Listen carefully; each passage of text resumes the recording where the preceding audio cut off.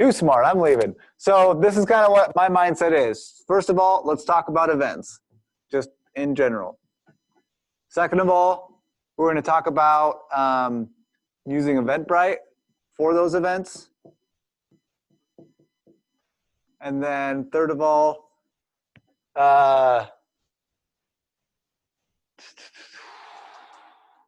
let's talk scenarios.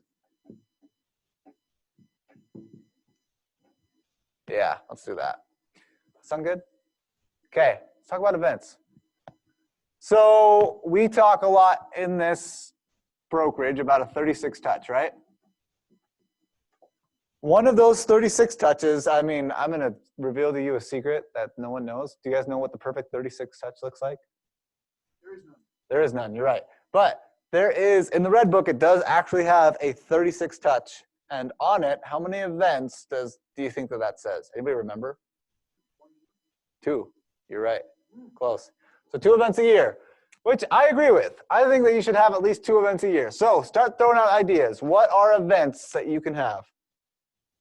Well, events are 2 a year, right? Yep. Official Halloween. Yep. And well, Death by Chocolate. Yeah. Oh, that's a good one. Death by Chocolate. Okay. What else? That's 2, 1 a year. We don't do Death by Chocolate anymore, but I'm just looking for ideas. Red Day. No, Red Bash. Yeah, not Red Day. That's for us. What else? Events. Movies. Rent a movie theater. Yep. What else? Rent out the pool. Pools. Okay. Aquatic center. Yep. Centers. So, in fact, I'm just going to take this out, and I'm going to do venue. No, I'm gonna be specific. Bowling night. Like, I want one of the benefits of this class to give you a crap load of ideas. I've got a bunch more, but what else do you guys know?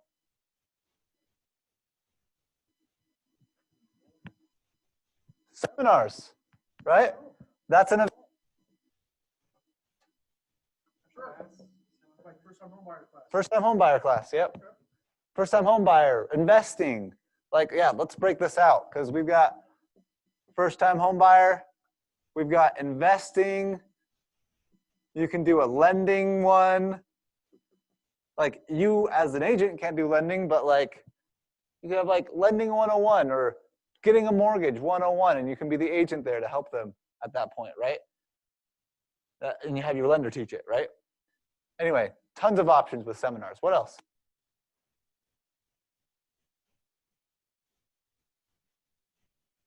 Pies? Has ever heard of the pie event? Yep. Pie Day or Thanksgiving. Pie Day or Thanksgiving, yep. Or Thanksgiving, yeah. Sorry for my handwriting. What else? 4th of July? Fireworks? Yeah, maybe just a barbecue at your house. Yep, barbecue, that's great. Rent a park.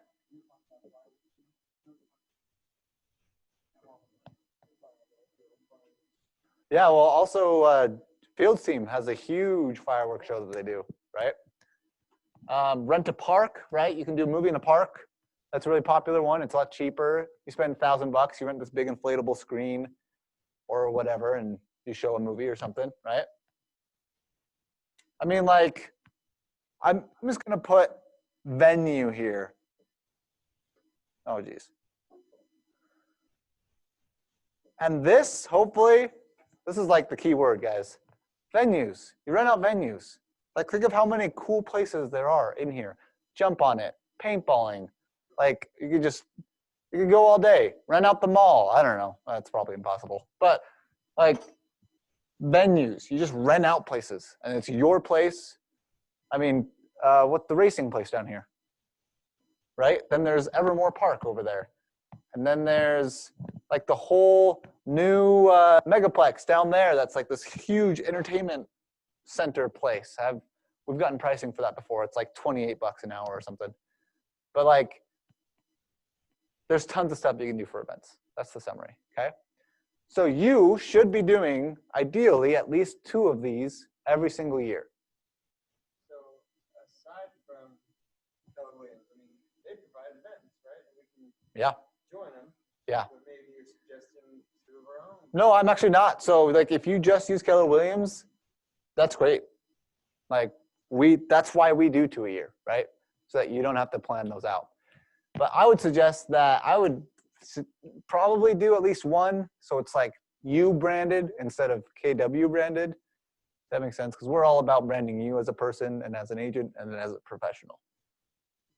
Yeah. Any questions on this? So you have an event. Oh, I just want to erase all this. We're going to do this. You have an event. How many touches of your 36 touch should come from each event? 1? Well, as far as promotion, like a direct invite, is that a touch? Yep. So I'm having an event. So we've got an invite. Perfect. The event itself is a touch. Yep, the event itself. And follow up. Thank you for coming to the event. Perfect. So this is what I would suggest should be your system at a minimum for events, okay? You should do the initial invite. And then after the initial invite, you should do the day of, like the morning of, or the day before, depending on the time of the day of the event. Does that make sense? So if it's kind of earlier in the day, send it the night before. If it's later in the day, maybe send it that morning and just be like, hey, I'm so excited. Can't wait to see you today at blank time or tomorrow morning at blank time, right? So you have 2 invites before, then the event, and then the follow-up. And the follow-up covers both people that go and don't go, right? If they go, you say, thanks for coming, right? And if they don't go, you say, sorry, I missed you. Does that make sense? So every single person that's a part of your SOI gets at least how many touches? It's a trick question. 3. Because this is the one that you don't know is going to happen. You can't force people to come to your event, right? So that's like an extra touch. But you have 2 events, 6 of your touches in your 36 touch come from your events because of that. That's what I would suggest. Yeah, that's very powerful. And you can have your database and basically track it, right? Mm-hmm. So this person got invited 2 weeks prior. I know they got invited the day of. Yep. And I know I followed up with them. That's like. And you know what the best part of all of this is? You can do all of this in Eventbrite, which is why I promote Eventbrite. It's a powerful platform. It's free. And the other huge benefit of it is that if you use a program called Zapier, have you guys ever heard of Zapier? You can do certain integration between Eventbrite and anything else, even Command. So they're building out Zaps that can go into Command, and eventually Command's going to have an Eventbrite built into itself. Like that's the long-term game plan, but give it 5-10 years. Right? We don't know when that will happen, but so let's talk Eventbrite. Yes. So you might get into this. How do you know if they showed up or didn't? I'll get there. Yep. Because Eventbrite comes with a check-in system of checking in if your people come or not. So that's what I'm going to talk about. Okay. So we're going to create an event. I'm going to walk through the whole process of creating an event, just so that you guys can see what it looks like. So someone pick one of these. Director of lead generation at Red Sign team. Weird. Someone pick one of these that we're going to create a fake event for. Let's do pies for Thanksgiving. Pies. Pie day. Okay. So we're going to do pies for Thanksgiving. So we'll do, Or it could be. Well, I've done, let me throw up another idea for an event. One of the famous roles. Charity event. Oh yeah, service project. Right? As we think of more ideas, let's throw them all up on the board, okay? So we'll do pie. So free pie, I don't know what, you've got to come up with a better title than free pie for Thanksgiving, but I'm not going to think about that right now. Something that we've done in the past is like for a charity, we've done a slice of giving is what was the name. And so if they brought us a charitable item, we gave them a pie. Does that make sense? Really, if they didn't bring anything, we gave them a pie anyway. But that was kind of the notion. Like, hey, bring us clothes donations, and we'll give you a pie. And while we're here, we booked out this room, and we had beanbag toss, and we had ping pong, and we had VR down here, just a couple things set up. So that's an idea that you could do. But so free pie for Thanksgiving. We called it a slice of giving. So back in the day when I did marketing for a profession, way back in the day. I love it when people, never mind, we'll talk about that later. Okay, so you choose your organizer. So I can create an organizer. When you first sign up for Eventbrite, it will have you create your organizer. Just name it after yourself, whatever your team is, right? If your team is you, so it could be like the Scott Heaton Real Estate or whatever it is, right? Ideally, you probably have an LLC or something. You would just want to make it sound like it's a group rather than just like Josh Berrett, backyard party or something, you know. Does that make sense? Okay, type. This is going to be an event, party, social gathering, no.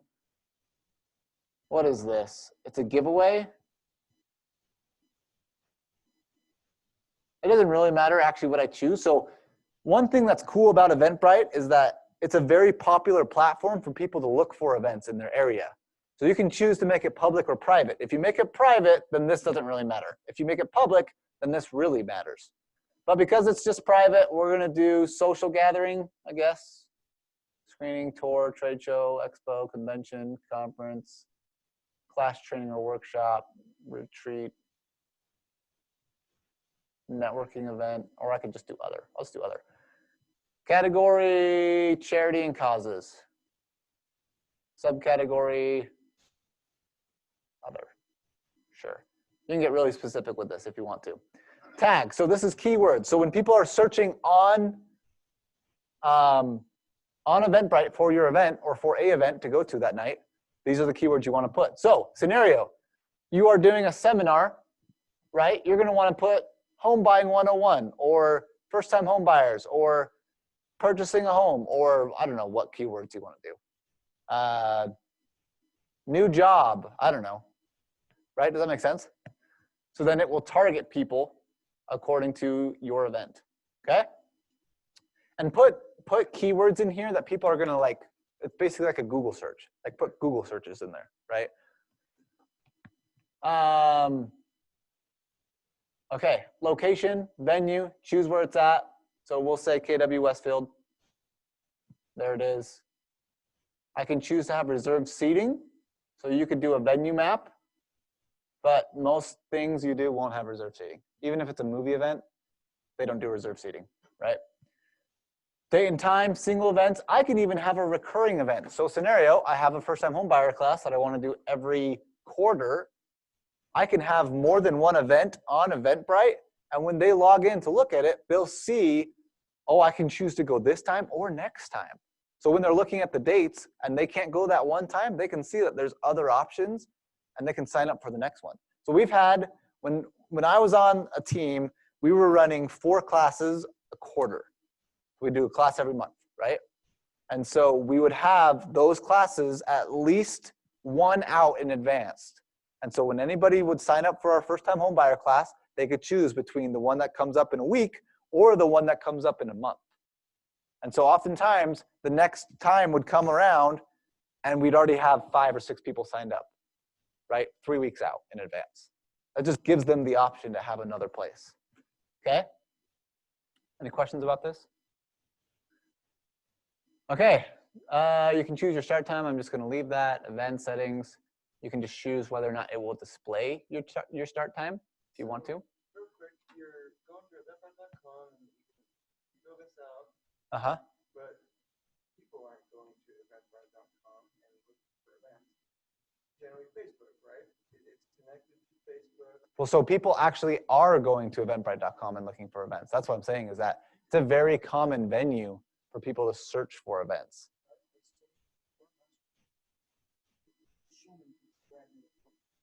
Yep, exactly. So Scott made the point. Brad made their ice skating event public. Oh, that's another one. I can't believe I didn't think of that one. Ice skating. So yeah, anyone just gets on, is there an event? And, oh, cool, this is a free opportunity. Exactly. And just mooch. Yeah. And they just mooch. So you can choose to make it public or private. So you can make it so that everybody can't see it and only people that you share the link with can see it. That makes sense.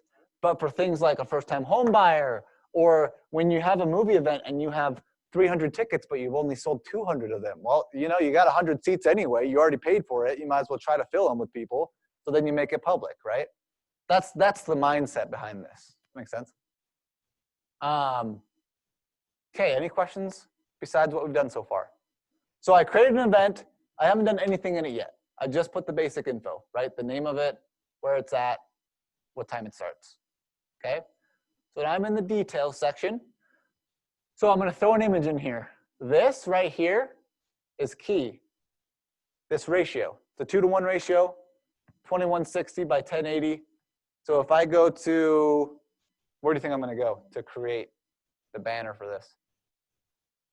Command. If I go to command, oh my gosh, I should have logged into this before. I don't know how many of you know, but you can create any size of a marketing material in command. Isn't that amazing? Wow, said everybody. Okay, so if I go into designs and I hit the plus button, remember this is going to be recorded. So if I go fast, I'm going to click on social just for this. Oh wait, actually I don't even want to click on social. Let me go back. Let me start over. Pretend like I didn't do anything. Okay, so if I hit the plus, I'm going to actually do import PDF because it's going to take me straight to where I want to go. But when I click on import PDF, it opens this page where I can start from scratch. So I can hit start from scratch. I can do a custom size, and I can say, okay, I want the width to be 2160, and I want the height to be 1080, which is the normal for Eventbrite. We'll do centimeters, create. Oh, it's too big. So we'll do millimeters, create. Still too big, so we'll do pixels. There we go. Any questions? Yeah, super, super cool.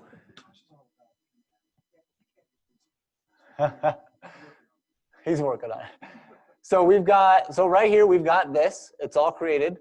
And by created, I mean there's literally nothing there, right? Now, when you're creating an event, I mean a marketing material, I'm not going to spend a lot of time on this because like graphic design is something that just comes with time. Let me just tell you something that's like something really simple. This is like graphic design 101. Let's simplify your life kind of thing, okay? You're going to find an image that has to do with your event, okay? So we're doing pies, right? So I'm going to go to a pexels.com. You're welcome. Pexels.com, free stock photos, pies, right? Oh, look at that. That is a gorgeous picture. We're going to take that one. Is there a benefit over using pixels versus just Google image search?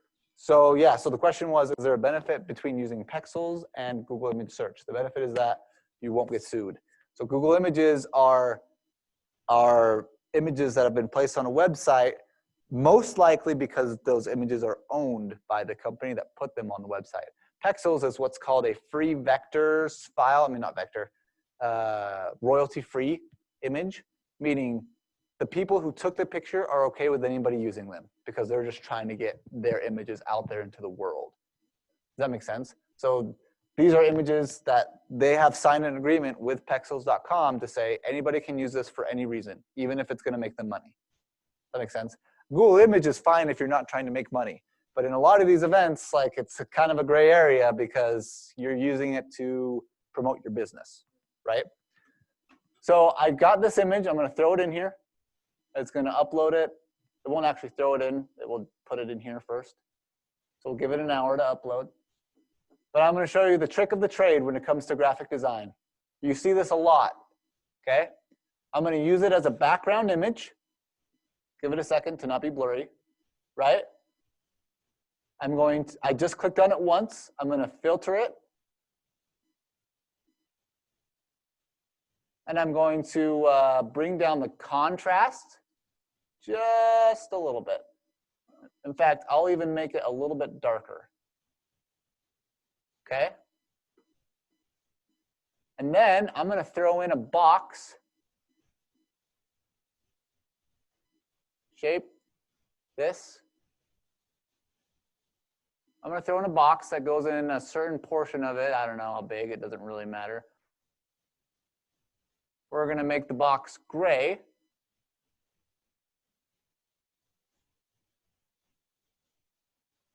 And we're going to make it see-through. And now I can put white text on this box, and it will be easily be seen. But I keep the professional image. I keep the professional look of it, right? But nothing's interfering with each other. I see so much bad graphic design where you can't even read the text. This is a really easy, quick way to make a professional looking image without compromising being able to see the text. So I need to throw in a logo. So we'll throw in here, right? kwwestfield.com. And it's important on even these advertisements, as far as legality or whatever, we need a KW logo. One click, that's the rule. Wherever you're sponsoring, well, this is different. Let's just go on the record and just say, yeah, one click. Now, could you justify not putting a logo in certain scenarios because it can't really be tied to you doing sales? Possibly. Yeah. But better safe than sorry. So I would just put the logo on. Plus, like, it's a beautiful logo, right? Just throw it in there. I'll throw in a title. We'll say, pies for Thanksgiving.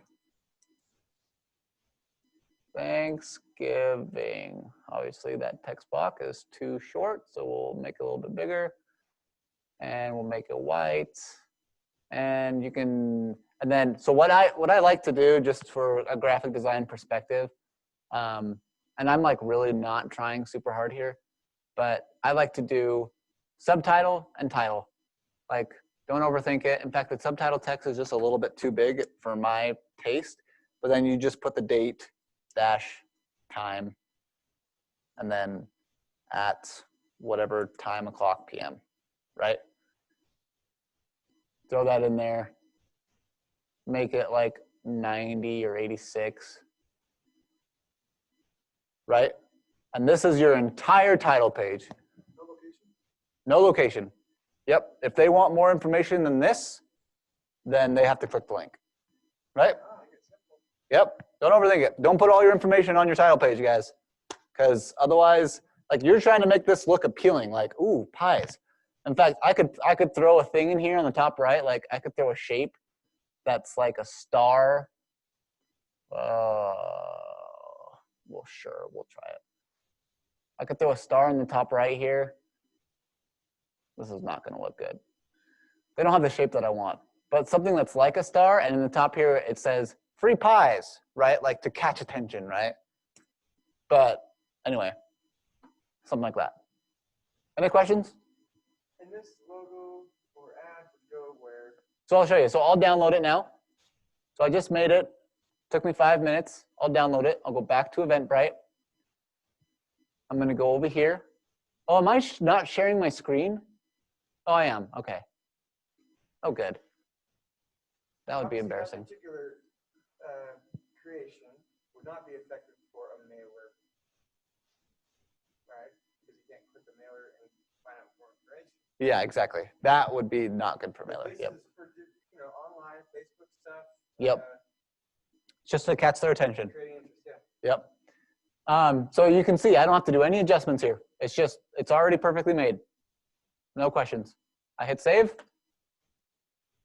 There's my title. Okay? Throw in a description. I mean, there's not really best practice for description except for don't overthink it. 1-2 sentences of like marketing stuff, like come for a really fun time with your family, bring the kids, we're so excited, these are the activities we're going to do, and then just details, right? Like don't write a paragraph or like a huge 3 or 4 paragraphs about what you're doing at the event. Like just keep it simple, keep it straightforward, catch their attention, throw it in here.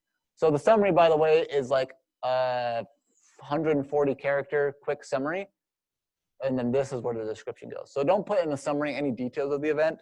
Just put like, this is what's happening, like the overview, the marketing overview, right? The fluff, okay? So we'll say, free pies, anyone? Josh Berrett, real estate, wants to say thank you to you with a free pie this Thanksgiving season. Come stop by, right? Something like that. In fact, I would do that. Free pies, anyone? Josh Berrett said thank you to you with a free pie this Thanksgiving season. Come stop by, right? Simple enough, okay? Then I could throw in the description here. This is where you enter the doors. This is where the pies will be. These are the types of pies we have, so on and so forth. Save. Oh yeah, you got to keep hitting save. The blessed thing about Eventbrite is it will tell you if you're going to leave and not save. So thank you, Eventbrite. I love Eventbrite. Okay, before I go into that, any questions so far on the details section?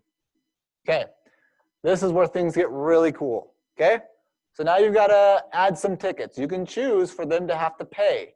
I've never, ever had paying tickets for anything I've done. So usually we don't do that.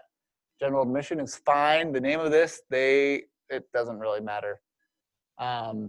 Quantity, however many people, however many pies in the scenario, right, you're giving away. So we'll just say a quick 5,000. Just kidding. We'll say 500. So we're giving away 500 pies. There's no price. This is super important. So this is going to tell you when people can sign up and not sign up. Does that make sense? So if you do these dates wrong, then you're going to have people messaging you saying, oh, shoot, I tried to sign up, but I couldn't because it said it was ended. So my thought for this is that you have it start immediately. So Thursday at noon, that's fine, right? That's AM, so that's like this morning. Okay. So starts today, and it ends on whatever day you're doing, like an hour before, right? Because why not? The day of the event. The day of the event. So let's say November, 24th, that's pretty straightforward, right? It's a pretty good guess by Eventbrite. 26th, I think, is Thanksgiving, right? So I would say November 26th. Well, actually, we don't want to do this event on Thanksgiving. We'd probably do it on the Friday before, or even the Saturday. I was go back.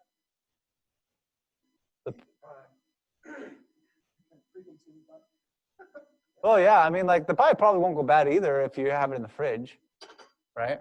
It won't be as good. But so we'll do Saturday. End time, we'll say 6 o'clock, and let's say we start the event at 7. I don't know. Advanced settings, I can always do more advanced settings. I don't ever really mess with that except for this.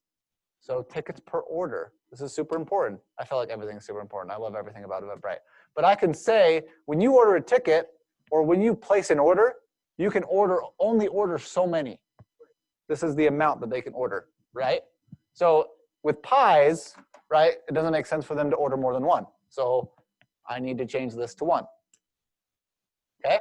However, when you're talking movies or a pool, right, how many people are you willing to allow these people to bring? Does that make sense? Or your seminar. 25 available seats. A lot of times you want to maybe set that low to kind of create a little scarcity. Exactly. It's a scarcity. Yep. So But you want to set it to 25. Yep, exactly. My thought is when you have an event of like 100 plus, like you can put 6 to 10 people, no problem, right, that they can invite. But when you have a seminar and you only have a certain amount of people, or it doesn't only make sense for couples to come anyway, right? Because like you probably should allow a couple to come when it's a seminar if they're a first-time home buying seminar, right? Then you just put 2, right? But that's for you to decide. So sales channel everywhere, online only, at the door only. I just do everywhere. What does that mean? What is sales channel? This is just like where the sales are happening. Like so it's saying at the door only or online only. Basically, this is saying like how are you going to get in? Where are you going to get your ticket from? And we don't really care. Like we don't overthink this. Does that make sense?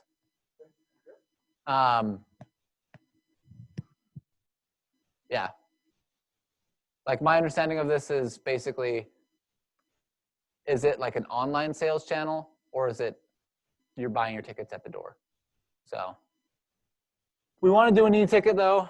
So we're going to save because we want it to send them an email. Okay. So now we have our general admission and now we can choose to publish it. Josh, quick question. Okay. Why would you not put will call? Well, because then they have to go to you. We want it to send them an email with their ticket. Does that make sense? Because we want them to get the ticket in their inbox and to be like, oh, I can go, instead of having to take another step to feel like they can even go. Does that make sense? Right. Yeah. Good question, though. So in here, do you require they have to print out and bring it? We never did. Yeah, we just would have a check-in where we just always had a checklist. I mean, but just like a little sheet with lines on it that said name, phone number, address, so on and so forth, and fill this out. But I'm going to show you something else that you can do as well. So we've got tickets, we've got publish. So now I can publish either to the public or to private. This event, what do you think? Private. Good. So now I can choose only people with a link, only people with an Eventbrite invitation, or only people with a password. I usually just do people with the link because it's very unlikely for your people to share it with someone that you don't want them to share it with anyway. First of all, for them to share it. Second of all, for them to share it with someone that you're going to care about. Like, people don't usually go on Facebook and be like, oh, guess what? My realtor says I can have a free pie. Anybody who uses this link can get a free pie too. You know, like that doesn't happen. Really? Yeah, I've never seen it happen. So don't stress about it. Anyone with the link. Publish options, publish now, or schedule publish. So you can choose to do it now or later. Either way, I'm going to publish it.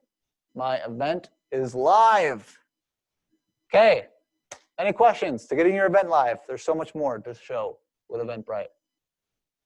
I just got an email saying I published my event. No? Okay. Yeah. So this is where things get really cool. I'm going to show you a couple things. First of all, order form. Like this may be the most important thing you do, is this little number right here. You can customize what questions are asked in the Eventbrite that are required or not required for registration. Does that make sense? Yes. So if I go into my order form, I want to customize my checkout questions. So now I can go down here and I can say, okay, I want first name as included and required. So right now, Eventbrite's default is only name and email, right? So you want phone number too. Yeah, exactly. So I want phone number, I want home address, and I can even go down here. I can add a custom question for certain events, and this is the one thing that I cannot believe agents don't do when they use Eventbrite. But like, what's a really good question that you want an answer to as a text? On a scale of 1 to 10, how likely are you to buy an investment property within the next year? That's a good one. On the scale of 1 to 10, how likely? That's not what I was thinking. I was thinking, who do you know that may be interested to buy or sell? So this is questions that they need to That they have to answer fill out before they get their ticket. confirmation, Yep. before they get accepted. Yep, exactly. So who do you know that may be interested to buy or sell in the next year? Question mark, right? And one thing you gotta keep in mind, the more questions, maybe the less likely they are to actually execute the process. Well, yes, you're absolutely right. That's a great point. So he said the more questions. Yeah, well, mostly they want the free pie, yeah. But he said the more questions, the less likely they are to answer, to finish filling it out. So what I would do is things like this, home address, maybe not make that required, maybe still. It depends on the event, right? If it's a pie event, I probably won't make that required. If it's a movie event where I'm forking out a crap load of cash, well, actually even a pie event, then yeah, I'm gonna make that required. If it's something like bowling night or ice skating, maybe not. It costed me $1,000 to rent out the rink, and like I invited 400 people, right? I don't need to require all those addresses. But what I have found, or my opinion is, this question is best not required, right? Because then they don't have to fill it out if they don't want to. But you would be surprised at how many people will put an answer on that. I'm telling you, we have done this many times, and every single time we do it for a movie event or whatever, we invite 500 people to our movie event, and 450 sign up. We have 100 people fill out that voluntarily. Yep. And then it's not, they don't feel forced, right? They're not putting crap answers like Winnie the Pooh or like my grandma or something, right? Or a period, right? They're putting things like, I'm interested, or actually you should reach out to my uncle, or whatever that is. And you should be monitoring this like every single day when people sign up to see if they're filling out that answer. Does that make sense? Because as soon as they fill it out, you call them up. Hey, I just saw you sign up for the pie event. I'm so excited that you're coming. I also saw that you mentioned your uncle. Like, do you think we can get him there? I'd love to meet him, right? Or whatever it might be. Does that make sense? So it's a super effective way to ask for referrals while you're getting your people out to your events. Okay? Any questions on this so far? Order form, big deal. Then I can go here and I can do more things. Registration information is what it's called. I can choose the time limit, how long it takes. 8 minutes is plenty. I can choose to accept refund requests. Usually I turn this off. And I turn this off just because I don't want things to change. I don't know, you could leave that open. It doesn't really matter. But I just feel like people don't usually mess up on their initial registration, and they might go back and be like, oh, well, actually, I don't want him to call me, or whatever. Usually that's number of attendees. Yeah. So save. Okay. So we've got that all saved. Here's the other cool part. We're just getting started, guys. If I go into marketing, I can do email invitations, and this will default to invite them the moment that they hop on. Oh, they changed this. Hang on. I should have looked at this before I started teaching. There we go. Emails to attendees. That's what I want. Okay. So you can do email invitations. This is just basically like inviting them initially, which we don't want to do. I'll show you how to invite people in just a second. So once people are signed up, we can do emails to attendees. And it will default, I think it sends it like 24 hours before the event, of where it will auto send an email. Start soon, 1 hour before the event, right? Isn't that awesome? And then a reminder, I can edit it because it's paused due to COVID-19. I can edit this and I can say, you know what? I want a reminder sent out whenever, right? Does this allow you 2 days prior. upload a video message? I'm pretty sure you can do HTML and an image. No, it doesn't have a video. No, you can't do a video. Not on this. You might be able to do it on the other side, the marketing side. But just know that, like, first of all, it has a start soon email that's auto generated, and you can do your own here. So we could use this, so what you're saying is the event, the pre-event touch.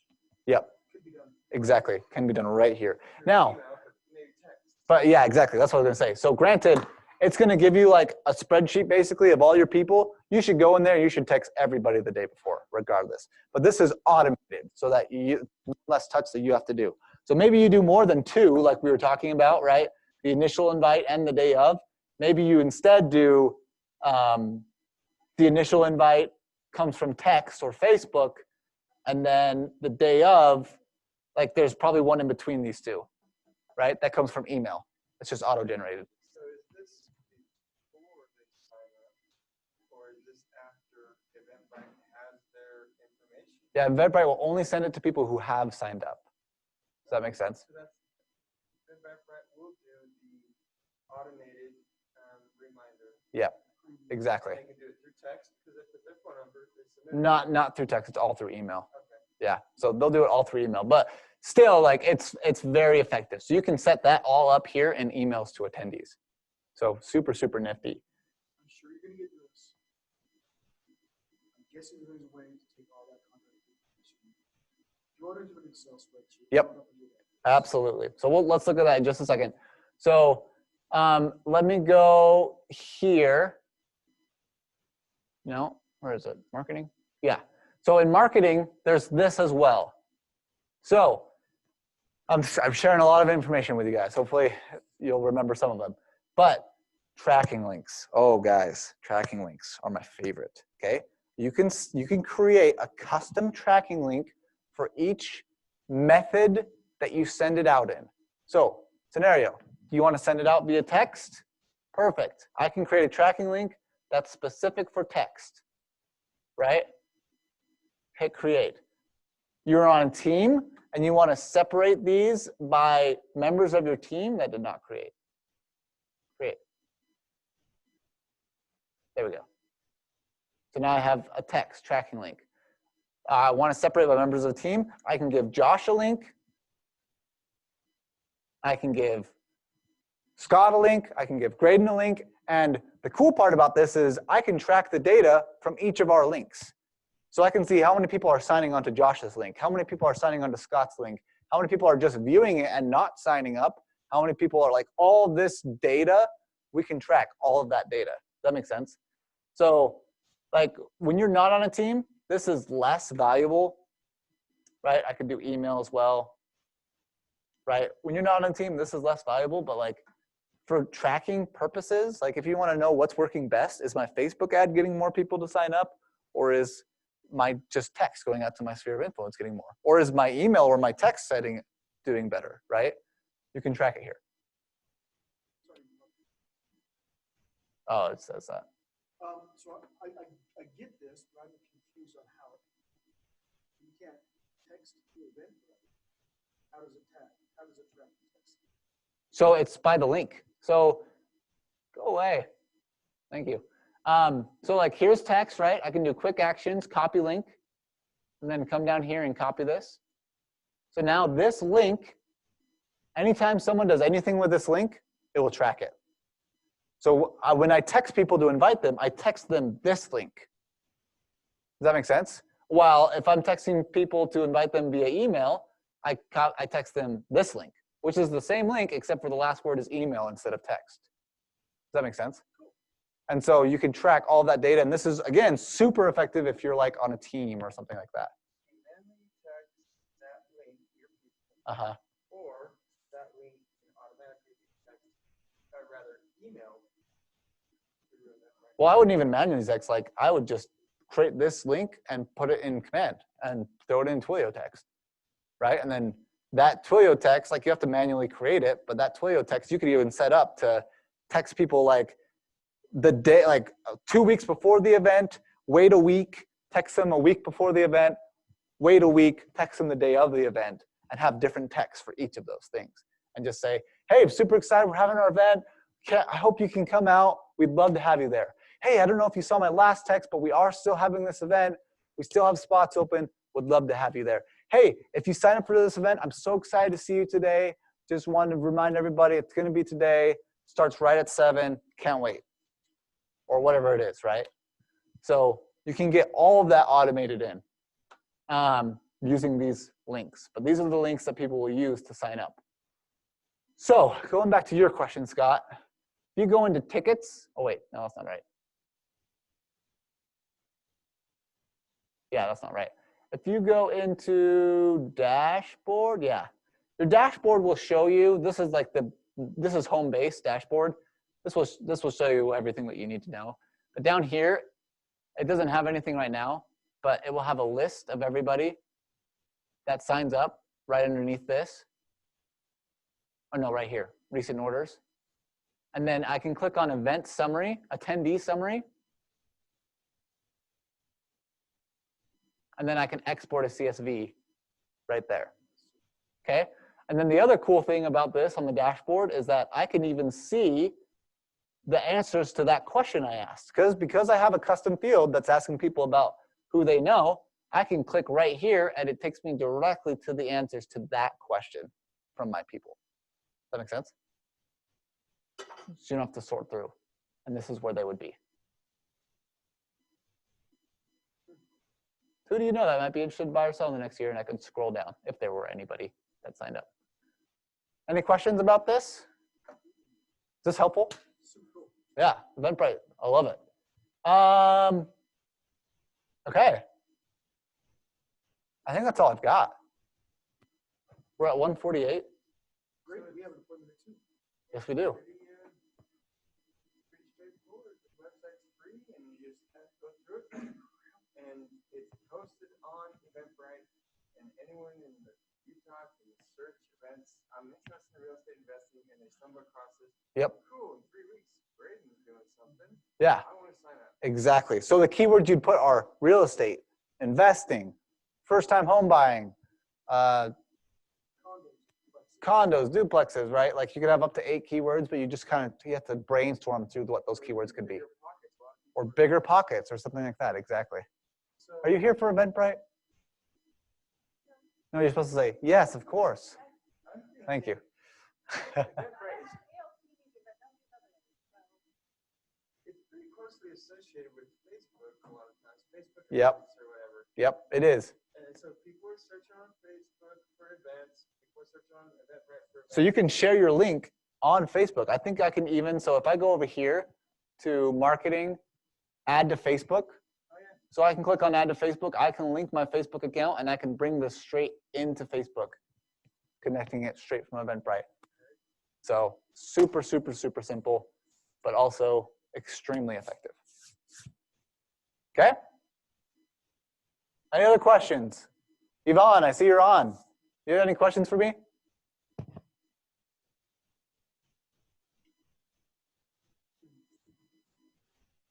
I'm gonna take that as a no. Can I take some sandwiches?